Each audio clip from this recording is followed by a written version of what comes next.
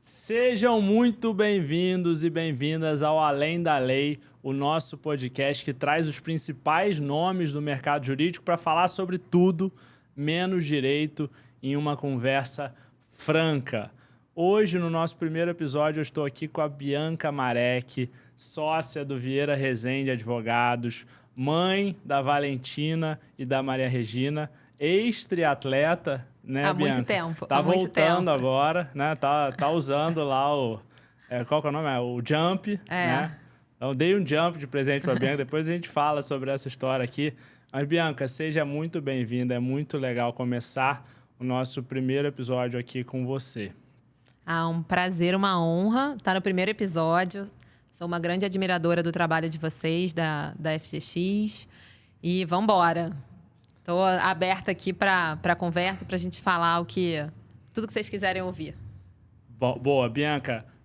Uma história que me marcou muito quando a gente se conheceu há mais de um ano atrás, né, foi quando você trouxe que, quando você era advogada júnior ainda, você começou a prospectar, correr atrás de clientes, porque você engravidou, era jovem, estava esperando sua primeira filha e precisava ali melhorar suas condições por conta disso. Isso é super raro, né? A gente vê as pessoas deixando para começar isso como sênior, como júnior. Então, queria ouvir de você um pouco dessa história, o que te... a motivação foi essa, né? Mas conta um pouco pra gente sobre isso. Na verdade, eu sempre quis ser sócia do escritório, né? Eu entrei no Vieira Rezende, eu era estagiária, entrei na área societária, depois migrei para o tributário, porque eu sempre gostei muito de contencioso. E eu sempre quis ser sócia do escritório e desde estagiária, porque meu primeiro cliente eu levei como estagiária ainda. E desde estagiária eu comecei a querer entender como funcionava para você ser sócio de um escritório, né? Porque, assim, apesar de não ter fórmula mágica, tem um caminho a ser percorrido que tem ali as diretrizes, né? Então, assim, eu acho que... já contei isso antes, né?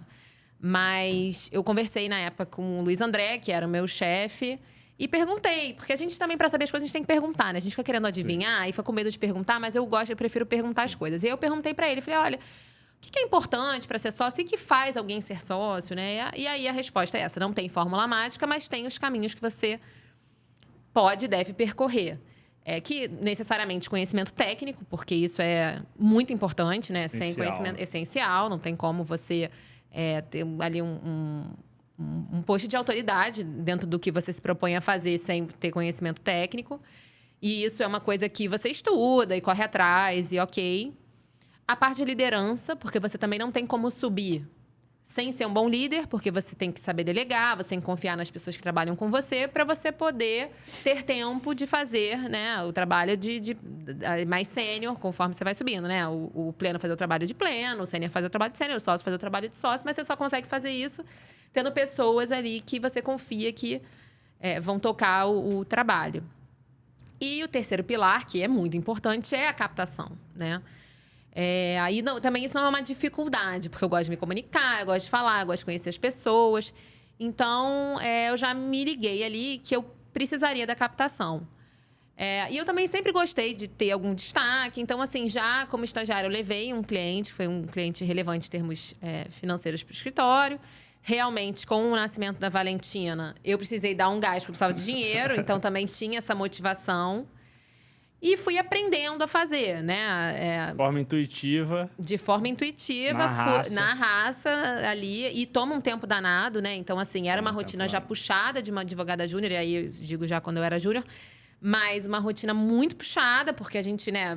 Eu ainda peguei a época de fazer muita rua, que toma muito tempo. Então, eu ficava na rua e tal. E aí, fui aprendendo, né? Então, fui vendo teses tributárias, que é um início... Entendendo as teses, vendo o que se aplicava para cada segmento, para cada cliente que eu tinha um contato. E fui, enfim, correndo atrás e fui levando alguns clientes para o escritório. E eu acho que, realmente, né, a captação, eu fiz de forma intuitiva. Acho que tem formas mais... com mais metodologia para ser feita. Mas eu acho também é uma coisa muito da pessoa, né? De como fazer, como você faz... dependendo da forma como você faz, vai ter mais sucesso com um tipo de... Tem que ser natural, né? Tem que ser natural. Autêntico. Tem que ser autêntico. E a história que me marcou também sobre isso, do cartão que você encontrou no elevador, um cartão que é de um diretor jurídico de uma empresa. Não. Cara, essa história também, lá no escritório, ela, durante muito tempo, eu não sei se ainda falo, mas falavam muito dela. Na verdade, eu estava saindo ali do shopping, né? Fui até no consulado resolver a questão lá da minha filha. E eu tava andando e achei um cartão no chão. De uma empresa chinesa, e o cartão tava em chinês, inclusive. Muito bom. E aí, mas o e-mail da pessoa não tava em chinês. O e-mail da pessoa tava, né, Legível. Legível, exatamente. E aí, eu falei, cara, vou mandar um e-mail aqui pra essa pessoa e vou ver o que que dá. E aí, eu mandei um e-mail em inglês, né? Não em chinês, mas mandei um e-mail em inglês. E não falando que eu achei o cartão no chão, mas falando que eu tinha recebido esse cartão. E estava entrando em contato, enfim, para conversar, para entender as necessidades da empresa, para apresentar o escritório, nananã. E mandei o e-mail, tive um retorno desse e-mail. E realmente marquei uma reunião nessa empresa. Essa empresa virou nossa cliente. Por muita coincidência, a pessoa da empresa hoje, ela é mãe de uma colega da minha filha da escola. Então, assim, né? E até hoje eu não contei que eu achei esse cartão no chão. Vou contar pra ela. Bom. Ela vai ficar sabendo e mandar o episódio pra ela. Mas realmente virou um cliente. Isso acaba virando um case, né? Assim, porque... Né, realmente, eu achei o cartão ali e falei, cara, vou mandar um e-mail, né? O não eu já tenho. Eu sou muito dessa linha, né? O não eu já tenho, dentro de um limite ali, de um bom senso, né? Assim, o não eu já tenho, vambora, vou mandar. E esse caso deu certo e ele é engraçado, né? Muito bom. Esse caso é sensacional. E isso demonstra também que muitas vezes está ligado a não saber o método, saber como fazer, mas se colocar à disposição para isso, né? Saiu a pesquisa de Harvard sobre os Rainmakers, né? Sobre o perfil Activator, de sócios. né? E o perfil Activator é isso. Pessoas que dedicam um tempo para a geração de negócios, né? Como você falou, cara, eu era estagiária, advogada júnior, tinha uma porrada de coisa para fazer, mas sobrava tempo em algum momento ali para mandar os e-mails e tal. Como é que você fazia? Você separava algum tempo específico? Era no final de semana? Era quando dava? Então, tem essa coisa, eu até conversei sobre isso recentemente, que assim, a captação é quando dá, não pode ser quando dá. Então, o que eu faço? É a primeira coisa que eu faço no dia, antes de qualquer... A não ser um dia, tem uma urgência muito absurda. Claro que nesse dia eu não vou dedicar... A minha primeira tarefa não vai ser a parte de captação. Vou viajar, que né, a gente toda hora viaja, mas assim... Em dias normais, digamos assim, porque a gente não tem dia normal, mas em dias que eu já estou acostumada ali com o volume de trabalho, a primeira coisa que eu faço é abrir ali o meu CRM ou a minha planilha, porque eu uso CRM, mas eu também tenho um controle meu. Abrir ali e entender quem que eu tenho que dar follow-up, o que tem para mandar para os clientes, que tese que está quente que eu posso mandar para tal cliente, ou que assunto que eu vi, né? Assim, eu acho também... a primeira coisa que eu faço é ler o jornal. Você já me chamou de velhinha por causa disso. Mas eu leio o jornal todos os dias. Então, assim, quando eu leio o Valor, eu já saio dali com muita informação relevante para os meus clientes. Porque eu tenho notícias de... Você leu a minha matéria hoje que saiu no Valor? Li. A primeira coisa que eu fiz, já li bem cedo. Então, eu abro o olho, eu pego o telefone, assim, faço algumas coisas e tal, pego o telefone e vou ler o foto. Valor. Eu não vi no físico, eu só vi no digital. Vou te mandar. Eu vi lá. Eu até não tava que você é da FGX, tava que você advogada, eles não deixam colocar exatamente. na empresa. Mas eu vi. Então, dali eu já saio com informações ou sobre os meus clientes, porque eu tenho clientes que eventualmente têm operações e questões ali que estão no jornal, ou de segmentos de clientes meus, que são relevantes. Sai basicamente, então, com essa leitura do jornal, você sai com ideias para provocar tanto o cliente quanto o prospect. E aí, só dando uma tecla SAP aqui, porque é um absurdo isso, mas... grande parte, mais de 90% dos escritórios não usam CRM e muitos advogados nem sabem o que é, né? É o Customer Relationship Manager, que é uma ferramenta de gestão de cliente. Então, basicamente, é um sistema que te ajuda a fazer a gestão dos clientes. E de informações, né, em geral. Exatamente. De todo o contexto ali, de como foi a reunião, qual é o hobby da pessoa, se ela gosta de vinho, se ela gosta de viajar, se ela gosta de jogar tênis, para que você consiga gerar essa conexão mais facilmente e lembrar disso, tem um histórico, quando é o aniversário dela, né, para conseguir promover alguma experiência, alguma coisa memorável para esse cliente, para você ter todo o histórico ali, né? Engraçado, assim, bom, além de toda essa questão do jornal e de ter ali os insights que são importantes, relevantes para os clientes ou que já estão comigo e eu quero, né, aumentar a parceria, ou que eventualmente eu quero trazer para o escritório, eu me coloco muito no lugar de quando eu sou abordada. O que eu gosto e o que eu não gosto. Então, por exemplo, no LinkedIn, eu sou abordada adicionou a todo com momento. mensagem junto. Exatamente. Esquece. Mas assim, eu sou abordada a todo momento pelo LinkedIn. E aí, eu fico e por e-mail, que seja, né?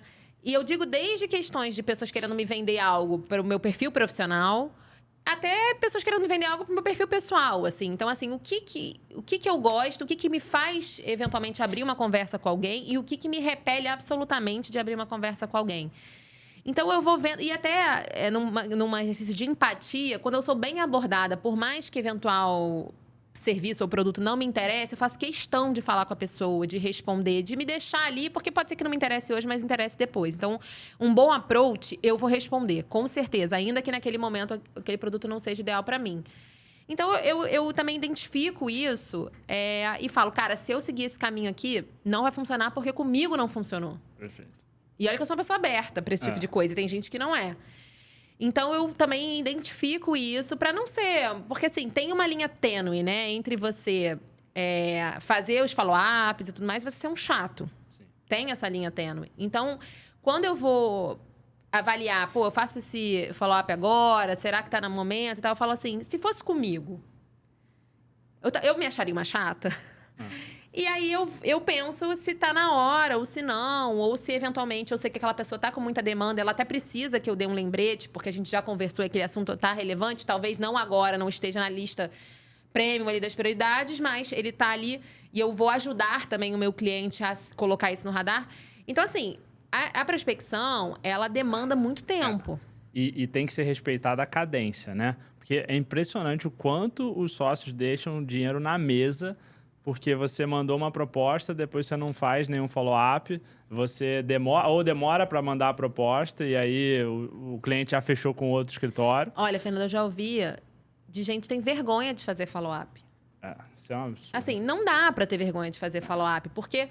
Cara, o cliente está cheio de coisa. E isso é ciência, né? Quando seu cliente é uma empresa, o que a gente chama de venda complexa. Então, é um ciclo muito mais longo, de 30 a 60 dias para você fechar.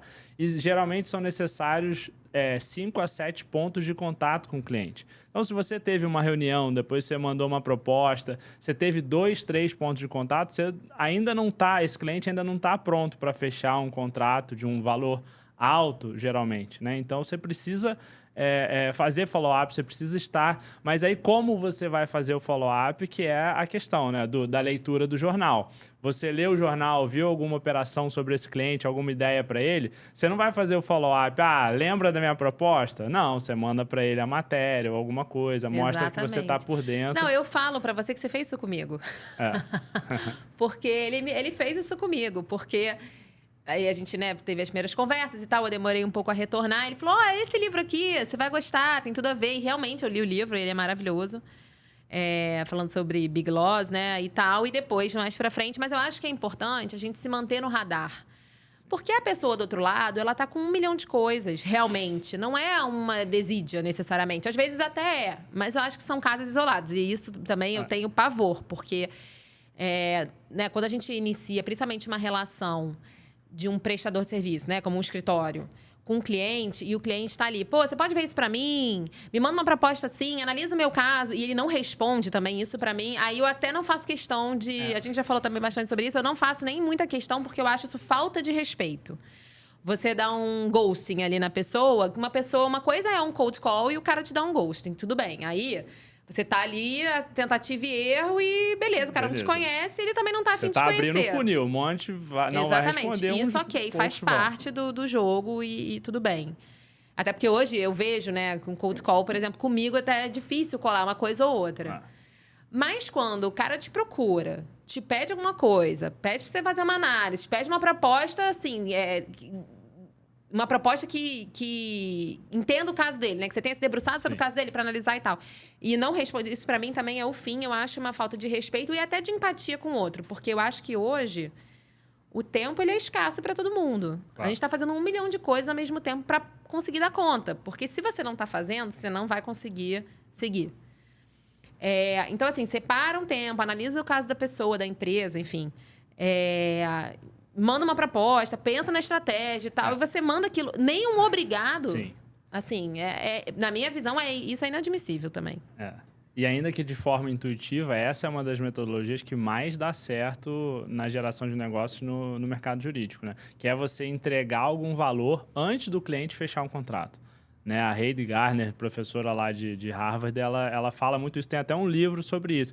Que você precisa entregar algo de graça que gere valor para o cliente para ele te contratar na sequência. Muitas vezes essa é a melhor estratégia, né? Então, você já entregou uma análise, alguma coisa, para essa pessoa responder e para essa pessoa ter uma boa vontade ali a partir de então, ou nem que seja para te dar um feedback de por que não fechou, porque isso é super valioso. Muitas vezes isso vale tanto quanto fechar. Exatamente, porque eu acho que na hora que a pessoa te pede alguma coisa, ainda que seja essa geração de valor antes de fechar o negócio, você já estabeleceram uma relação. Sim. Inicial, pelo menos. Então, assim, eu acho que nada... Você manda e a pessoa some absolutamente, assim, eu vejo como uma falta de respeito até com o trabalho do outro. E aí, eu te falo, eu sempre tento aplicar isso para minha vida. Então, assim, eu quero um orçamento para alguém pintar a minha parede. E aí, enfim, as pessoas... ou eu mando foto da parede, ou a pessoa vai lá em loco para ver a parede. Como é que eu não vou dar um retorno para quem... Mesmo para quem eu não fechei, sabe? Eu acho... A pessoa, ela se dedicou ali, ela abriu a foto que seja, ela analisou, viu o tamanho, quanto vai gastar, qual a tinta que vai usar. Ou a pessoa que foi lá ainda, se deslocou para ir até a sua casa para ver a sua parede. Então, assim, eu acho que é o mínimo que você pode fazer, né? Respeitando o trabalho do outro... você pelo menos dar um feedback. Fala, cara, olha, esse projeto aqui não vai sair agora. Ou, olha, esse projeto aqui a gente vai fechar com outro. E aí você pode dar as razões, ou eventualmente até não dá pra, né? Mas assim, pelo menos... O preço veio alto, vamos calibrar aqui para as próximas. Exatamente. Não, eu sempre falo, assim, eu sei que, enfim, tem questões controversas. Mas eu sempre peço pro meu cliente, olha, antes de falar não... Conversa, vamos conversar, porque até para entender a necessidade, para entender se o escopo é esse mesmo, se o escopo reduz, se o escopo aumenta. Enfim, eu acho que comunicação, para mim, é uma coisa valiosa, né? Acho que a gente tem, com filho, a gente negocia o tempo inteiro. Eu até estava vendo um vídeo do Google que é sobre um pai, não sei se vocês já viram, é muito legal, você vale a pena que vai ser pai em breve, que é ele falando das skills, tem vários de mulheres também, de mães e tal, das skills, né? Que você adquire ali na parentalidade, né? E com os filhos, você negocia com o filho o tempo inteiro. É o tempo inteiro. Não, mas vamos fazer isso, depois vai ter isso, mas isso ou isso. E você tem que ir nesse caminho. Então, assim, a comunicação, ela é tudo, sabe? Eu prefiro que um cliente fale para mim, Bianca, não gostei desse trabalho. Esse trabalho não está à altura do que eu esperava. Ou, olha, esse preço aqui tá... Vocês viajaram. Não tenho problema com isso. O meu problema é quando você não fala. E pior, fica uma rádio corredor por trás, enfim. Que acontece, entendeu? E eu sempre falo isso, que às vezes as pessoas falam, que eu falo que sou muito espontânea e tal. Mas, assim, eu nunca vou falar uma coisa para você aqui e vou falar outra depois. Eu posso falar uma coisa que você não goste para você. Mas eu não vou ficar falando depois, sabe? O que eu disse está resolvido, acabou o assunto aqui. Então, assim, eu acho que a comunicação ela é importantíssima. E com clientes também. Porque quando eu penso nos meus clientes que, né, mais longevos, assim, que estão com a gente há mais tempo, eu vejo a relação maravilhosa que eu construí com eles. De parceria, de sinceridade, de pegar o problema pro escritório mesmo. Não, a gente vai resolver para vocês, não, sabe? De querer resolver. Mas isso tudo você comprar a briga do cliente. Briga. Mas como é que você constrói isso? É com relação pessoal, não adianta. Ou relação com a própria empresa, que você gosta daquela empresa, porque ela tem a ver com o que você acredita. Né? Tem empresas, por exemplo, quando eu chego para fazer reunião, até eventualmente empresas que não são nossos clientes, e tem algumas assim que eu falo, cara, eu queria muito trabalhar para essa empresa. Porque essa empresa ela tem tudo a ver com a nossa pegada, tem tudo a ver com o escritório, tem tudo a ver com o que eu acredito pessoalmente, entendeu? Então, você cria essa relação pessoal, né? E a gente já falou sobre uma das estratégias também de abordar a empresa ou interagir com empresas por conta de projetos fora da área jurídica, né? Seja projetos de diversidade, que você... foi responsável por estruturar o Comitê de Diversidade do escritório, ou seja, projetos, né, dos mais variados, você dar um apoio, seja um pro bono em algum desses projetos, alguma coisa do tipo, e iniciar a relação com aquela empresa, ainda que no início só agregando valor, com alguma coisa pro bono mesmo, e depois vendo se tem alguma oportunidade, se tem alguma sinergia, né? Por vezes isso também é muito valioso, principalmente para alcançar grandes empresas que têm essa estrutura, né, de diversidade, etc. Você cria uma relação de confiança com aquela empresa, né? Sim. Assim, a gente tem um pro bono forte, a gente atende projetos maravilhosos. Muitos desses projetos foram indicados por clientes nossos, e a gente conheceu outros clientes. Muitos nem foram indicados, mas eventualmente surgiram as oportunidades e a gente acabou atendendo, enfim, o cliente. A gente atende, por exemplo, pro bono em conjunto com empresas, com clientes nossos. Então, olha, o cliente quer fazer um pro bono, mas ele não tem braço para fazer o trabalho todo. A gente divide, monta uma equipe mesmo, escritório e cliente, e a gente estrutura uma equipe para atender determinada iniciativa. E aí você vai tendo confiança do cliente, fora que vocês estão juntos ali num propósito que é muito maior do que só uma questão profissional. Tem a questão da realização pessoal, de você atender um pro bono que tem um impacto social relevante, de algo que você acredita, seja ambiental, seja diversidade, qualquer coisa, né? Vocês vão compartilhando dessas questões, o cliente, a empresa ali, o cliente, eles começam a compartilhar, e aí começam a entender que eles têm tudo a ver, que tem uma sinergia, que dá match, entendeu? E que flui bem, e aí, obviamente, que isso vai reverberar, porque o cara já confia em você, na hora que ele tiver um pipinão lá, ele vai te ligar. Acho que isso acaba acontecendo, né? Perfeito. E você citou o LinkedIn, né? A abordagem no LinkedIn, o que funciona, o que não funciona. E você vem construindo, não só com o podcast do Tributaristas Carioca, né? Que você pode falar melhor sobre o projeto também, mas com o seu próprio LinkedIn, construindo uma super autoridade. O que você vê que isso mudou a partir do momento que você passou a ser reconhecida no tratamento, nessa abordagem, nesse retorno dos clientes? Porque é diferente, né?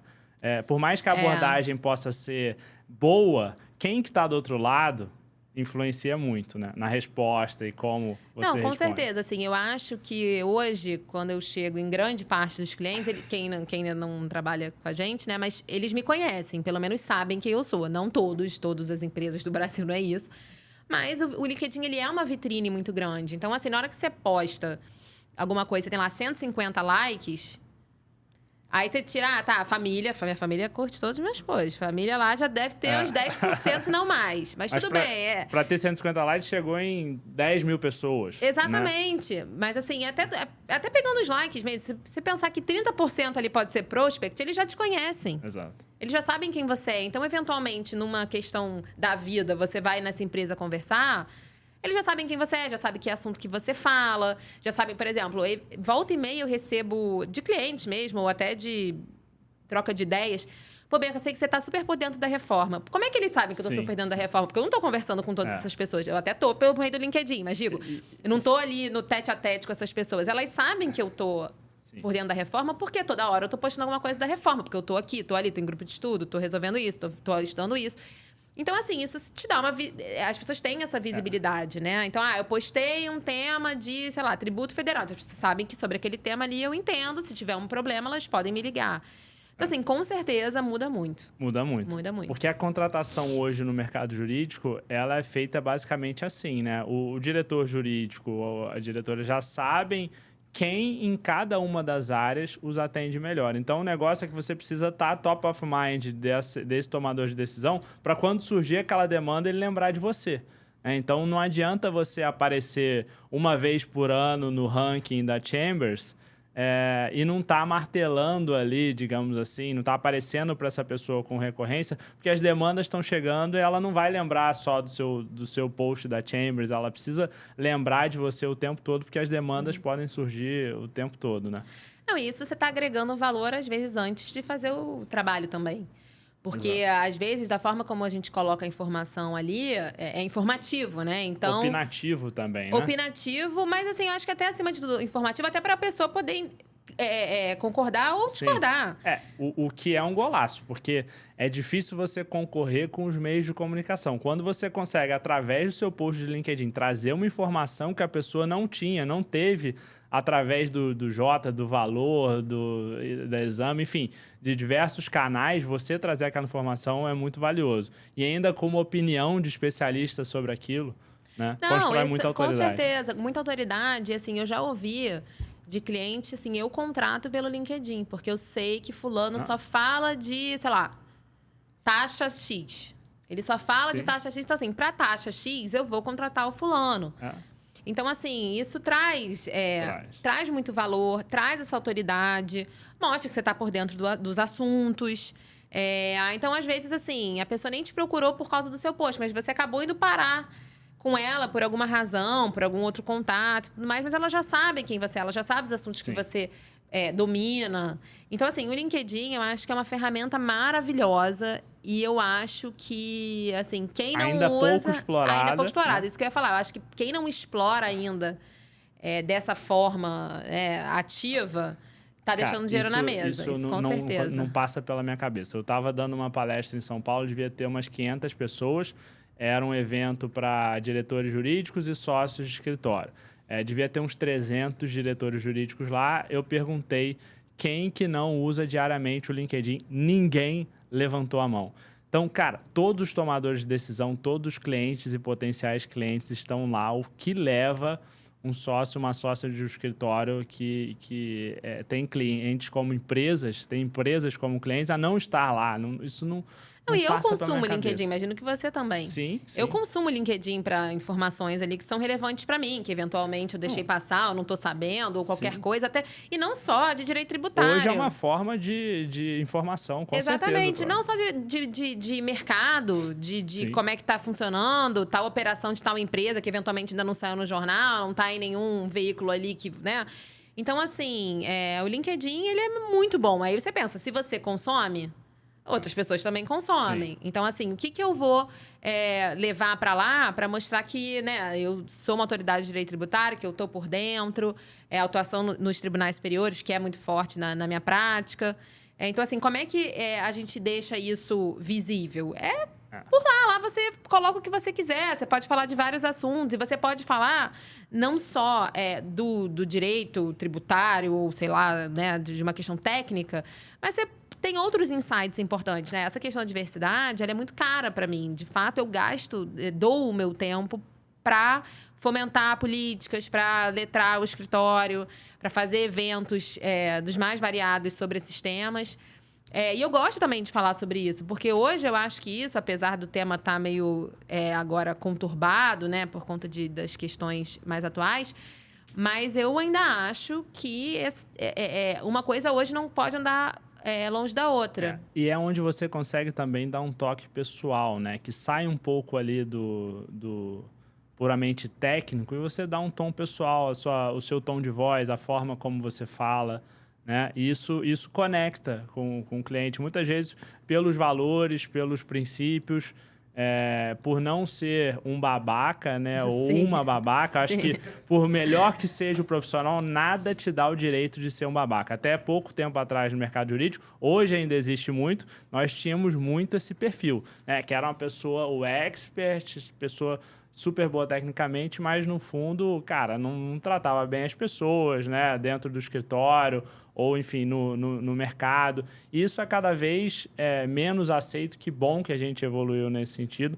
E que bom que o LinkedIn, muitas vezes, ele consegue nos mostrar também como que são as pessoas por trás, né? Como que é a pessoa como hoje... líder. Você trouxe esse exemplo, você estava no STJ, né? Você comentou sobre isso. E aí, de uma pessoa que é uma referência no mercado, mas que você ouviu que, como líder, é um babaca. Não, e assim, eu não vou admirar essa pessoa. Não adianta. Porque, assim, conhecimento técnico, é claro que, assim, você tem, né, 1000 camadas disso, né?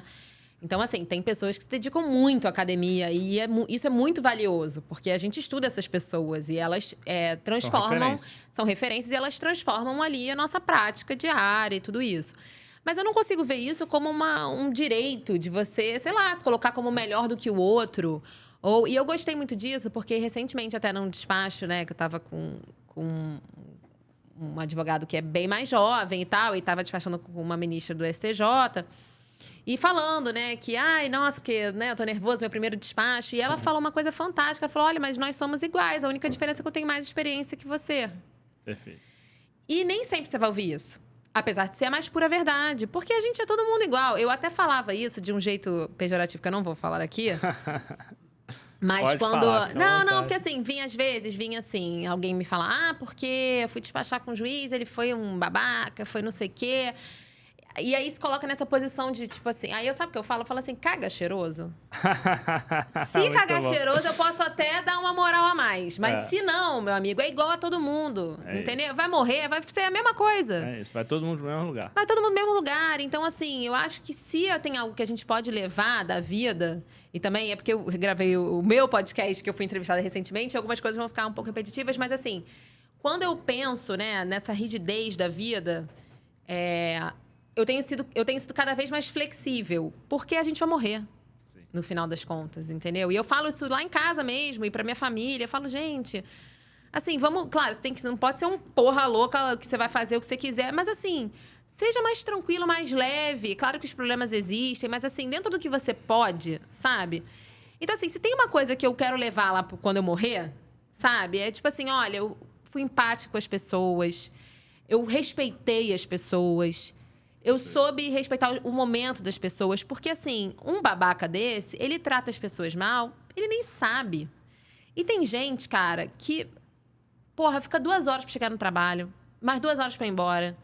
Que o cachorro morreu, que o pai morreu, que tá passando por dificuldade de saúde na família. E assim, você piora a vida da pessoa. Eu não quero ser responsável por isso, assim. Não, definitivamente. A gente passa mais tempo com quem a gente trabalha do que com a nossa família. Então, você mas passar nem um tempo com só uma pessoa isso, dessa... assim, às vezes num carro de aplicativo que você pega, ou num restaurante que você vai, tem gente que é babaca com todo mundo. Sim. E eu não admito isso, assim, quer dizer, a pessoa é ela que se entenda com ela mesma, mas assim, eu não admito dentro da minha realidade, assim. Porque eu acho que eu não tenho direito de entrar nessa seara da vida do outro, sabe? Sim. De ser uma pessoa tóxica pro outro, no sentido de piorar o dia do... Que coisa é essa? Não tem esse direito, né? Eu não tenho esse direito, entendeu? Então, assim, se eu tenho alguém na minha equipe que não tá rodando por alguma razão e a gente tá tentando ali e o negócio não tá funcionando, cara, é muito melhor e mais honesto eu conversar com essa pessoa e falar que talvez ela precise procurar outra coisa, ou falar pra ela que não tá funcionando comigo, do que eu ser uma babaca com ela. Sim. Porque isso é desonesto, entendeu? Eu falo isso pra muitos sócia de escritório, cara. Demitir não pode ser uma surpresa para a pessoa. Tem que ser uma consequência de alguns feedbacks muito sinceros que você deu. E aí você não vai precisar desse negócio, porque a gente, como latino, né, tem uma dificuldade Muito. com conversas difíceis. Caramba, eu tô aqui desalinhado com o meu sócio, a gente vai brigar. Pô, mas você já falou para ele, né, que você acha que o compensation, que é a remuneração do sócio, você acha que está injusta? Você acha que esse critério não deveria ter? Não, pô, mas se eu falar, ele vai... Cara, é melhor você falar numa boa, né, ou trazer alguém que seja um terceiro para ajudar nisso, do que você não falar e uma hora o negócio vai estourar, vai dar problema, vocês vão brigar. Então... Cara, é melhor ter as conversas difíceis do que evitar e ficar... Conversa difícil é muito difícil. E assim, nem todo mundo tá pronto e preparado para isso. Só que você não ter a conversa difícil, ela também te traz um ônus danado, né? Sim. Se você tiver uma boa consciência. Você prorroga o problema, geralmente, ou até pior. Exatamente, se você tiver uma boa consciência. Porque é o que eu tava falando, assim... Eu prefiro ter a conversa difícil e me liberar, sabe? Me liberar no sentido da minha consciência mesmo. Falei, cara, eu fiz o que estava a meu alcance, conversei e tal. Do que, cara, eu não conversar, ficar falando mal da pessoa por trás, não conversar com ela, ela não sabe o que está acontecendo. Porque, assim, eu falo isso muito, né, na minha equipe, assim. O que adianta eu te criticar sem eu te dar um ponto de ajuste? Dentro do que eu acho que vale da sua crítica, se você acha que eu tô dando um feedback ok ou não. Então, assim, não adianta nada. Eu só tô fazendo fofoca, no final das contas. Um exemplo. Pô, Fernando não podia ter feito aquilo, cara, porque ele deu mole, chegou atrasado na reunião com o cliente, tá dando esse mole. Aí eu vou pro sócio lá, meu parceiro, Fernando, digamos que você é meu sênior. Cara, Fernando tá dando mole. Mas, cara, eu não tô te falando. Pô, o Fernando tá pegando mal com os clientes, cara. Você vai parar com isso? Que é melhor, eu falo assim, você vai parar com isso? Pode parar com isso? Porque, cara, aí eu tô sendo sincera com você e eu tô te dando um ponto que você pode ajustar. Porque eu vou ficar com tanta raiva se eu não te falar isso, você continuar achando que depois a gente vai ter um desentendimento, o negócio não vai ficar bom e, ao mesmo tempo, eu não te dei nenhuma chance de você melhorar. Sim. Então, é um negócio que não faz sentido nenhum, não é construtivo. Que serve tanto pra porta pra dentro, quanto até pra cliente, exatamente. Né? Na relação com os clientes. Eu já sentei com o cliente e falei assim, ó, tô sentindo que o negócio tá estranho. O que houve? Me conta aí. Pode falar o que quiser. DR com o cliente é clássica. Né? Não, mas é melhor. Claro. Porque o cliente, se ele não está satisfeito, ele também tem que te falar. Eu acho injusto também o cliente ter algum ponto e não... Se for uma relação dali de confiança, né? Porque tem cliente que, assim, é periódico, enfim. Mas quando você tem um cliente, às vezes você fala todo dia. Sim. E o cara tá incomodado e não te fala. Então, assim, como é que você vai saber? Eu já falei assim, olha só, se você me falar assim, eu só recebo e-mail 3 horas da manhã. A única hora que eu quero receber e-mail são 3 horas da manhã. Eu posso falar, vou mandar e-mail 3 horas da manhã, eu posso falar, olha, desculpa, eu não vou mandar e-mail, eu acho melhor você procurar outra pessoa. Mas acaba esse atrito que as duas partes ficam... O cara tá bravo porque eu mando e-mail de tarde, ele quer receber de madrugada, e eu tô aqui correndo atrás do rabo, tentando entender o que tá acontecendo naquela coisa. Porque no final é relacionamento. É só você pensar num casamento ou num relacionamento, enfim...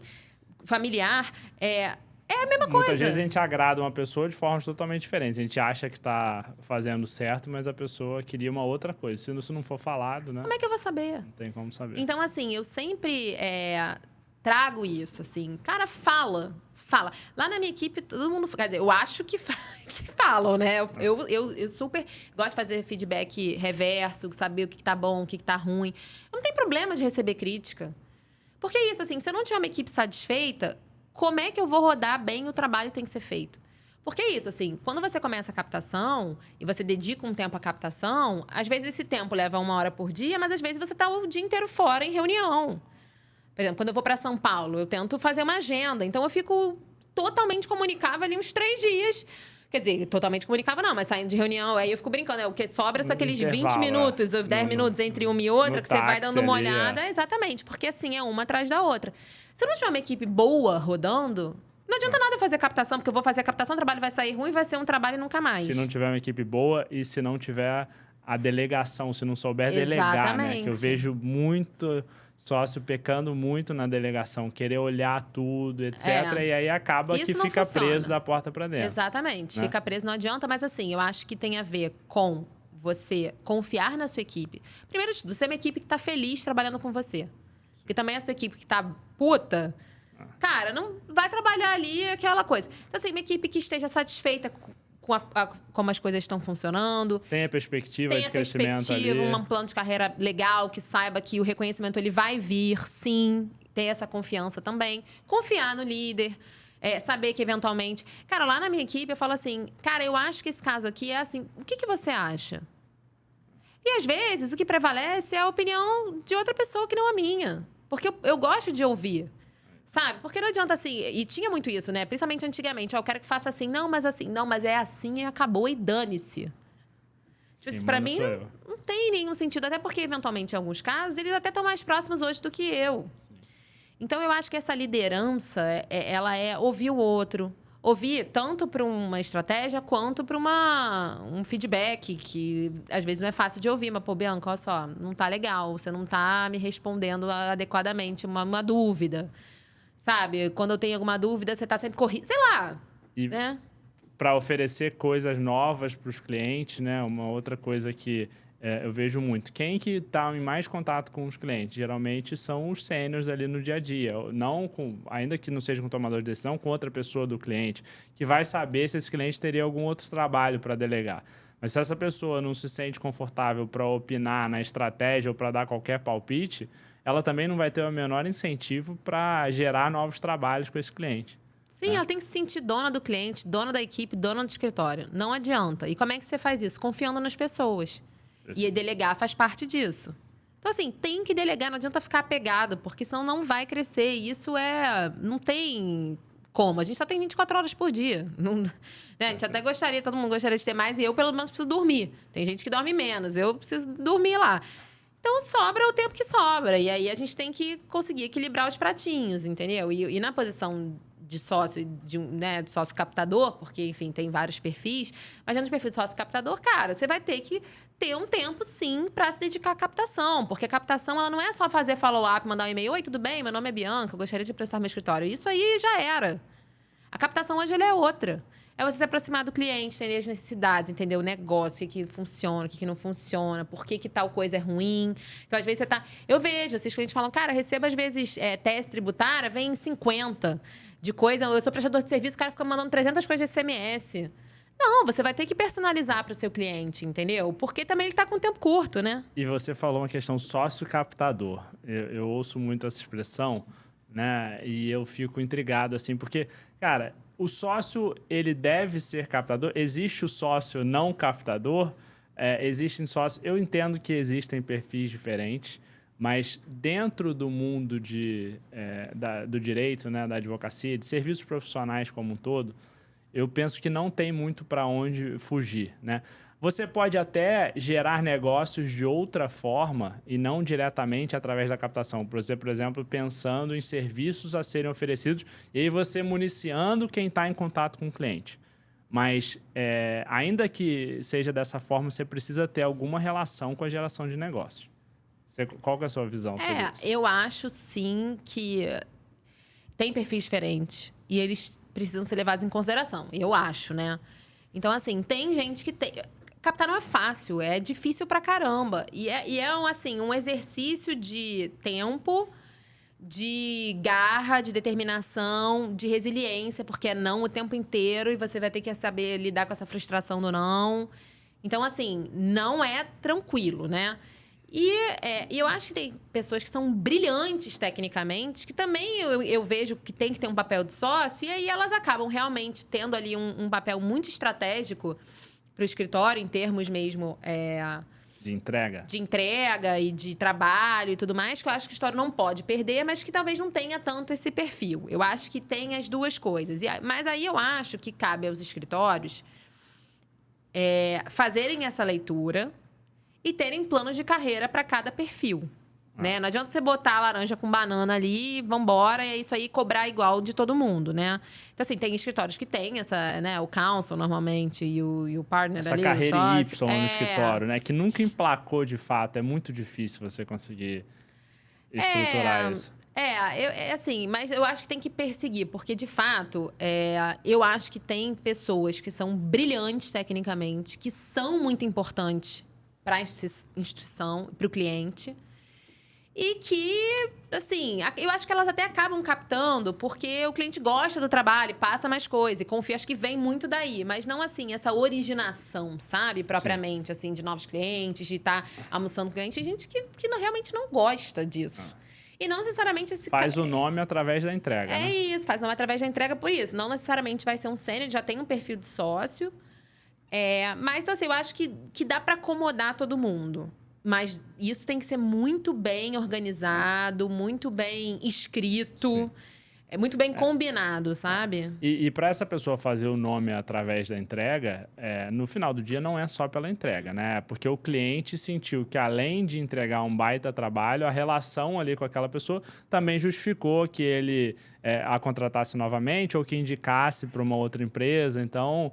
alguma coisa de geração de negócio, ainda que não seja captação diretamente, mas esse relacionamento, essa pessoa vai ter que participar, né? O que eu não acredito muito é na figura de alguém que fica ilhado entregando o trabalho. Um back-office ali, né? Alguém assim, ainda que seja um gênio ou uma gênia, a pessoa que...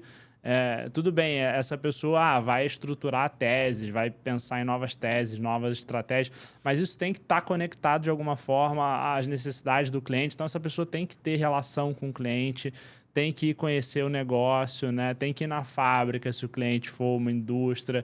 Então, não dá para você ter mais esse tipo de perfil.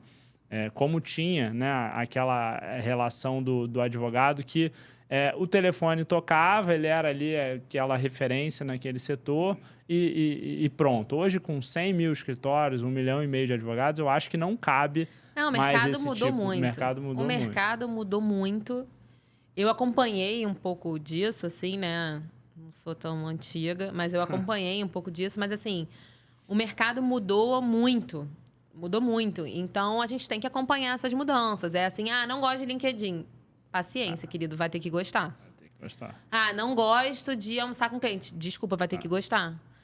Porque, assim, quer dizer, vai ter que gostar dentro das suas ambições também. Cada um com as suas ambições. Mas, assim, cara, eu quero ser um puta sócio de escritório, captador, não sei o quê. Uma coisa não casa com a outra. Não casa com a outra. Então, assim, você vai ter que se adaptar. E são as escolhas que a gente faz, né? Então, assim, por exemplo, eu escolhi ser advogada. Tem ônus e bônus, mas os bônus, pra mim, são muito maiores que os ônus. Eu escolhi ser uma advogada tributarista. Imagina os advogados tributários no meio da reforma, gente. É um negócio de maluco. A gente tá tendo que reaprender tudo que a gente aprendeu lá atrás, entendeu? E faz parte. Vai fazer o quê? E aí ver isso como uma janela de oportunidade. Tem um livro, eu não sei se eu te recomendei, o livro do Naval, o Almanac. Não, acho que não. Cara, é um livro, fica a indicação aí para todos vocês também, é um dos meus livros preferidos, e ele fala muito isso. Hoje, o cenário está mudando tão rápido que a gente vai ter ciclos de 4 anos, né? Onde todo mundo vai precisar se reinventar nesse ciclo. Então, a gente está agora com o ciclo da IA generativa. Agora, a gente já está indo para multi-agentes de IA. A questão da reforma tributária que você trouxe é perfeita. E aí, como é que se conecta com o mercado jurídico? A gente tem 4 tipos de serviço, né, que eles classificam lá em Harvard. Você tem o Rocket Science, que são serviços super complexos, que pouca gente entende sobre aquilo. Você tem a Expertise, que é ali um segundo step, né, que são serviços complexos, mas nem tanto, já tem mais gente que oferece. Depois você tem Procedure e Commodity. Procedure são coisas do dia a dia, e Commodity são coisas que nem precisa muitas vezes ser advogado para oferecer. Eu não li, mas você já falou disso comigo, Exato. eu acho. E aí, isso, a reforma tributária hoje, alguns temas são rocket science. Você teve na LGPD, era Muito, rocket science há 3, 4 anos atrás. Hoje em dia, a LGPD já está mais ali para muitas coisas de LGPD. Não todos os assuntos, mas procedural ou até commodity. Então, na reforma tributária vai ser a mesma coisa. Essas pessoas que hoje estão se reinventando, elas vão ter ali 3, 4 anos para utilizar esse conhecimento para trazer muito resultado, ganhar muito dinheiro. E depois vai ter um outro ciclo que elas vão precisar se reinventar. Isso está acontecendo, isso é uma macro tendência no mercado como um todo, está acontecendo também no mercado jurídico. A gente vê isso muito, muito claramente, né? Não, muito. E é isso, assim, se adaptar e tá aberto. Porque não adianta, assim... É isso que a gente está conversando, né? Não existe mais aquela coisa, sou assim e pronto. Porque seu telefone vai parar de tocar. Não adianta. Não tem como. Porque o seu cliente está mais moderno. Ele está querendo outras coisas. Ele quer que você entenda do negócio dele como um todo. Ele precisa atender o cliente interno. Você precisa ser parceira dele para ele atender o cliente interno. Eu falo assim, às vezes o cliente me liga, eu até brinco, tem uma cliente, Mayday, assim. Eu já sei que o cliente interno dela, cara, tá ali no pé. Sim. Então, eu tenho que atender ela bem. Porque eu atendendo ela bem, ela vai atender o cliente externo bem, entendeu? E é um ciclo. Sim. Então, assim, achar que eu sou muito bom, eu sou maravilhoso, eu sou perfeito aqui, ganho tudo e agora todo mundo vai me contratar. Não vai. Não vai. Não vai. Então, assim, aí também identificar como o mercado tá, não é fácil, porque, né... Mas, assim, identificar como o mercado tá e você se colocar disponível para acompanhar isso. Porque se você fica ali sólido no que você acha que tá bom, não vai fluir. E o cliente entende, né? Hoje, cada vez mais, a gente tem interação entre diretores jurídicos que depois vão para escritórios, sócios de escritórios que vão ser diretores jurídicos. Então, muitas vezes as pessoas já tiveram também do outro lado e elas sabem quando que o relacionamento está deixando a desejar, a pessoa tá ali dando mole nessa relação. Super. Né? Não tem mais muito como esconder. Os nossos clientes, eles fazem muita coisa interna. Tem um outro perfil também. Sim. Nem tudo é terceirizado. Tem Sim. várias empresas hoje que tem muita coisa que já não terceirizam mais. Esse é um baita tópico aí, né? Da internalização do cliente surgindo como uma espécie de concorrente em muitas matérias. Exatamente. Né? Então, assim, eu acho que no final das contas, você tem que se colocar ali como uma pessoa disponível, sabe? E parceira do negócio dele. Sim. Parceira do cliente, parceira do problema. Exatamente. É pegar o problema para si e falar, cara, o problema é meu e eu vou resolver. E, assim, isso a gente tem muito, assim, no DNA do escritório, digo, da área tributária, da minha equipe, mas do escritório como um todo. E eu percebo isso, assim, que quando o negócio tá dando ruim mesmo, me liga. Sim. Às vezes, assim, eu tenho um dia para resolver um pepino do tamanho do mundo. mais eles me ligam. E isso eu acho muito que é por essa coisa assim, o problema do cliente não é do cliente. Vira meu problema. Então, na hora que eu vou resolver, que eu chego numa repartição, enfim, né, tô pensando aqui, sei lá, em CND, mas pode ser uma penhora, qualquer coisa nesse sentido. Cara, eu chego lá como se fosse eu falo, olha só, tem que resolver isso aqui, rarará. E você se coloca... Chutando a porta. Chutando a porta. Você não fica ali, meu cliente está com um problema. Não, olha, eu tô com um problema e eu preciso resolver esse problema. Qual o caminho para resolver o problema? E sempre focar isso, eu falo muito também. E eu falo lá em casa. Assim, de ficar vivendo o problema, sabe? Eu falo, cara, não quero a solução.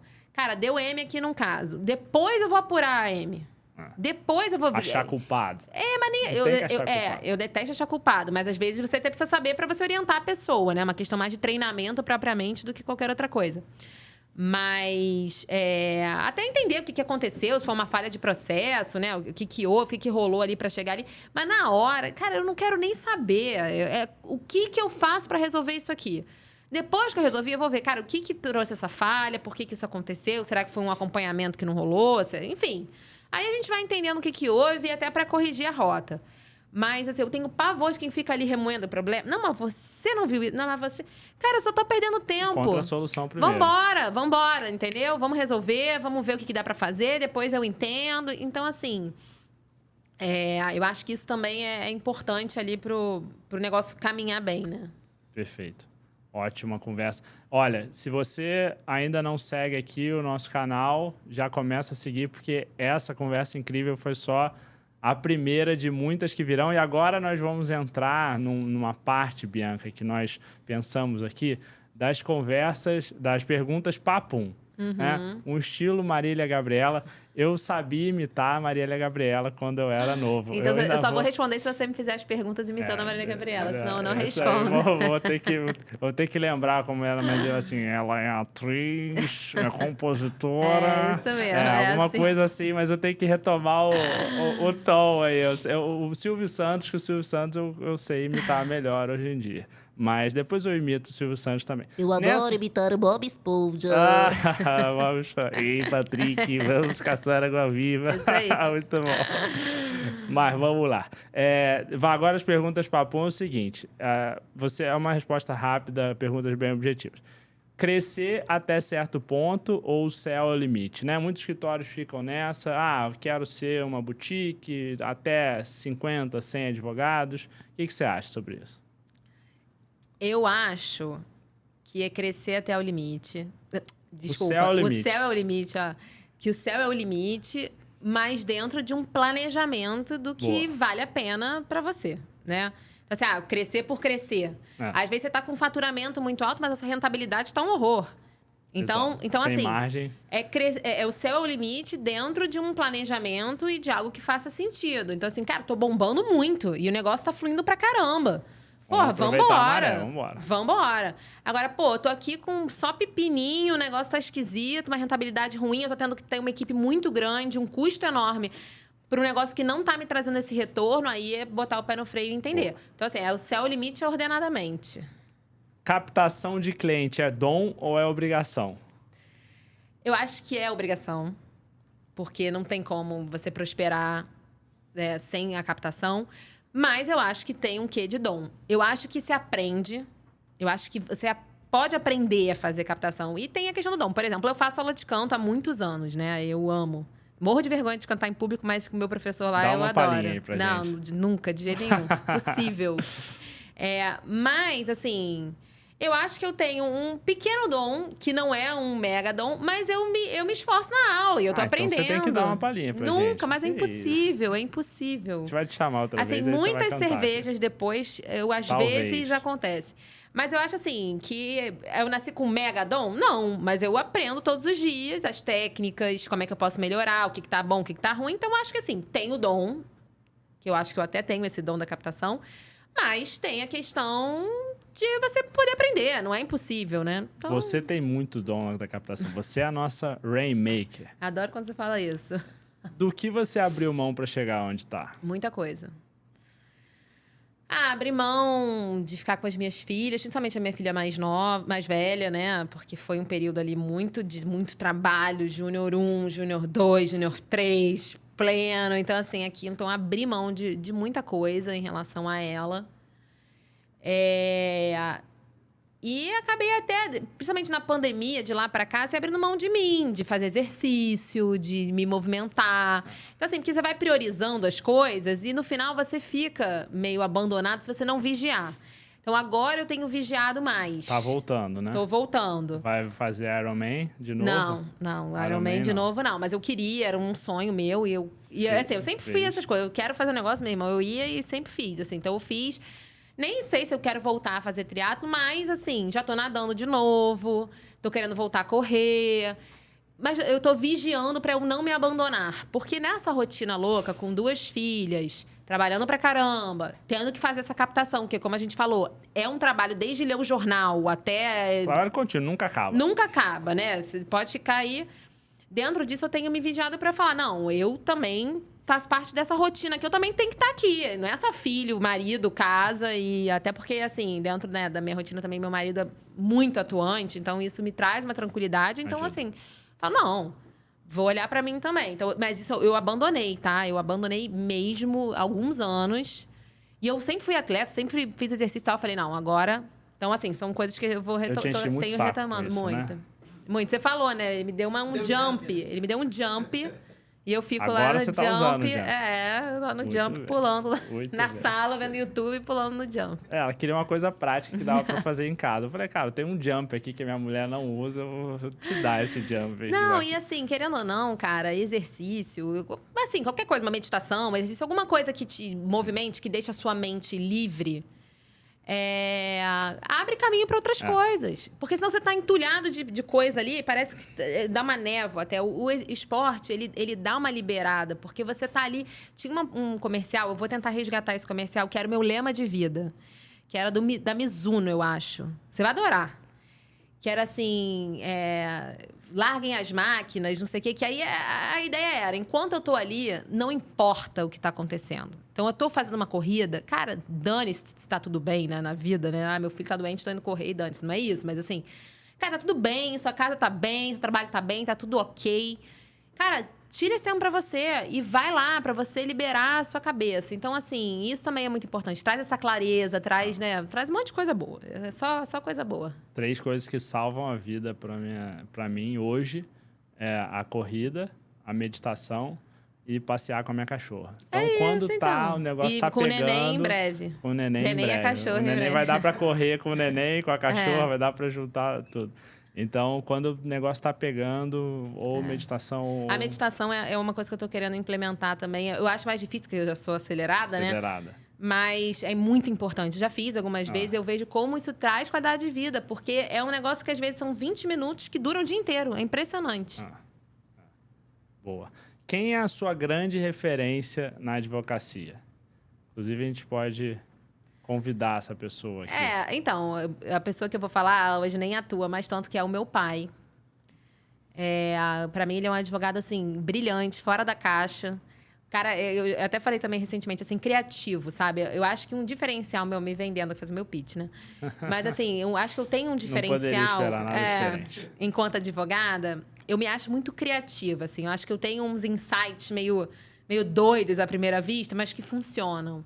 Fora do óbvio, né? Fora do óbvio, assim. E ele é exatamente isso. Eu acho até que eu puxei isso dele, eu observei ao longo do tempo, né? Mas eu acho ele um cara muito criativo. Ele tem boas saídas para os problemas, para alguns problemas, assim, que se a gente olha, cara, ele vem com uma sacada muito louca, assim, o negócio super funciona. Então, assim, ele é super minha referência. Hoje ele já não atua mais tanto, ele ainda tem alguns casos, mas já hoje ele só quer saber de andar de bicicleta. Fica lá 15 horas, você não consegue falar com ele. Fica lá pedalando igual um doido, não sei quanto tempo. Mas eu acho que é a minha referência, assim, profissional, meu pai e minha mãe, você não fala da minha mãe, né? Mas, assim, profissional, acho que dos dois, cada um a seu modo, mas como advogado, eu vejo meu pai, assim, como uma referência. Eu sempre quis fazer o que ele fazia, sabe? Desde pequena, eu olhava e falava, cara, eu quero fazer o que ele faz. Ele tinha uma história super bonita, assim, uma sala bonita. Só que ele tem história própria, desde sempre não, mas ele entendeu que não ia funcionar para ele. Então, eu sempre olhei, aí na faculdade eu ia para lá todas as terças, a gente almoçava, eu ficava lá só vendo o que ele fazia, não fazia nada, mas acompanhando em reunião. Eu falo, cara, eu quero fazer isso, entendeu? Eu quero ter essa autonomia. Até essa minha coisa de querer ser sócio, eu acho que eu via muito ele dentro de uma autonomia que ele tinha no escritório, dele, sabe, movimentar aquela máquina ali. Eu acho que eu queria fazer aquilo também. Então, foi isso. E consegui, né? Consegui, eu também deu certo. tive muito isso com meu pai. Um concorrente que você admira e que pega fogo quando tá do outro lado. No tributário não tem tanto essa, né?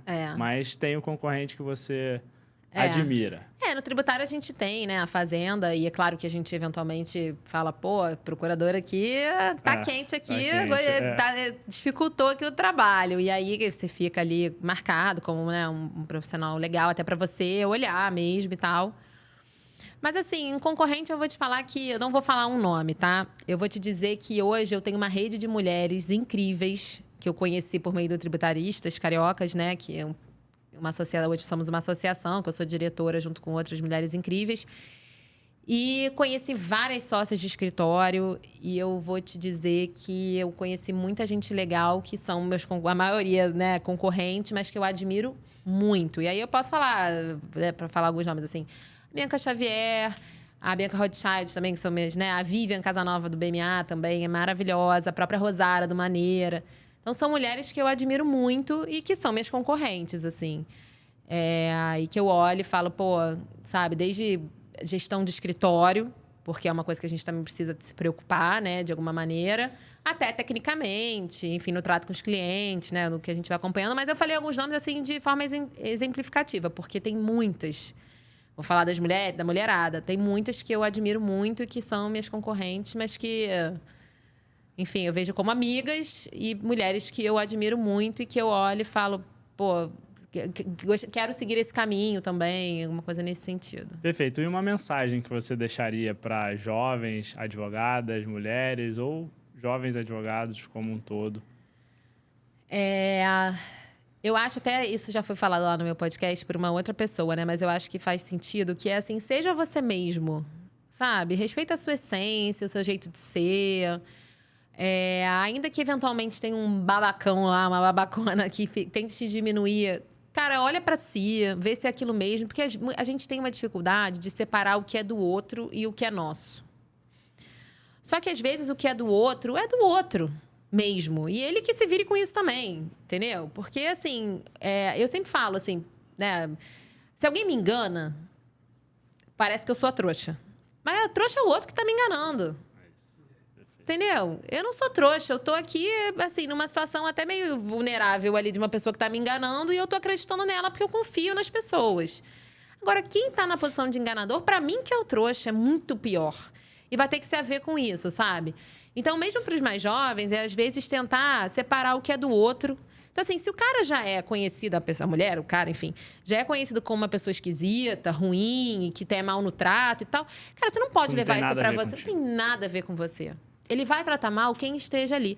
E na minha opinião, tá? Vai tratar mal principalmente as pessoas boas. Às vezes, mais do que as pessoas que são... Batem de frente, né? Exatamente, entendeu? Então, assim, pessoas boas porque às vezes se sente ameaçado... Ou, né, assim, não dá força para aquela pessoa... Se coloca no lugar do outro e acha que... Exatamente. Tá num dia ruim apenas, né? Exatamente. Então, assim, eu acho que, assim, respeita a sua essência e nos momentos difíceis, reflita, realmente, o problema é meu ou o problema tá no outro?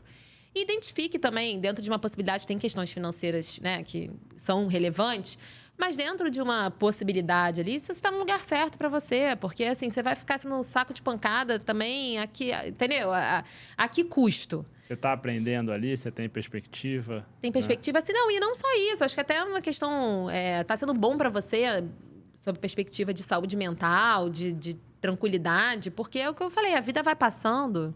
E eu vejo isso, assim, eu não sou, né, eu tô com 34 anos, mas assim, eu tive filho com 25, né, eu engravidei com 24, a Valentina nasceu, eu tinha 25.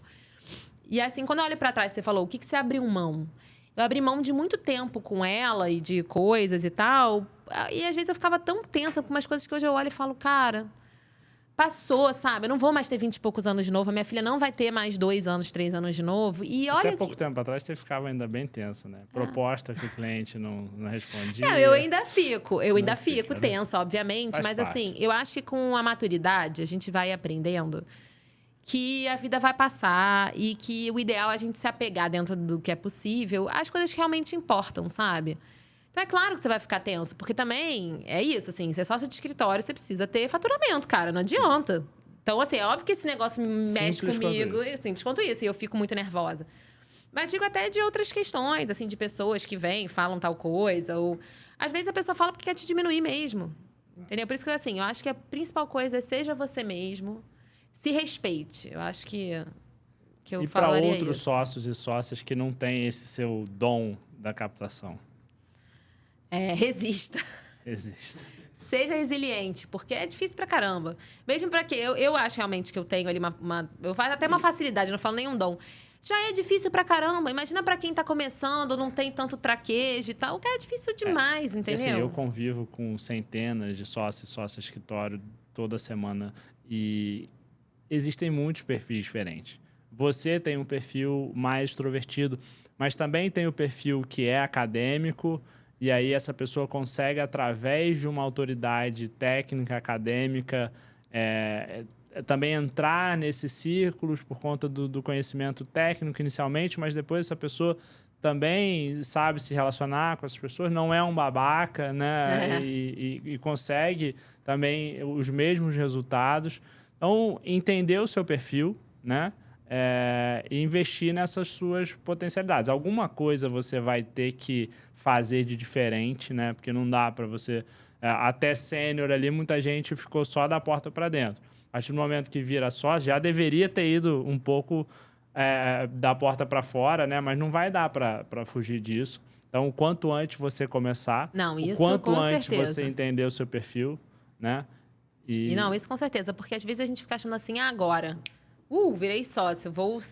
E não é, difícil pra caramba. Vai cair no meu colo, o telefone vai Exatamente, tocar. não é. E não, isso acontecia realmente, mas hoje é raridade, né? E você tem um contexto também que acontece em muitos escritórios, que você é sênior, tem algum sócio te passando trabalho. Sim. Você virou sócio, não tem mais ninguém te passando nada. Vambora, Se vira. entendeu? Se vira. Então, assim. essa transição é muito dura para muita gente. Não, eu acho que ela é dura em geral, né? A não ser nesse perfil mais de um sócio mais executor, que aí ele permanece ali com algumas questões. Mas é muito difícil, assim. E tem que ser resiliente, não tem jeito. Porque, óbvio, quando eu era mais nova, cara, eu ficava numa tensão. Tinha uma reunião de captação, nossa, passava mal quase. Eu ficava muito nervosa, tremia. E queria muito. Eu ficava ali... Tem que ser, mas tem que, senão a minha vida vai acabar.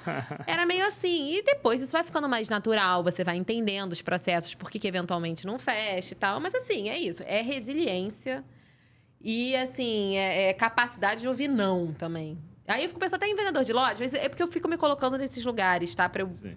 Cara, um vendedor de loja, quantos não você escuta por dia? Vários. Às vezes ele fica ali...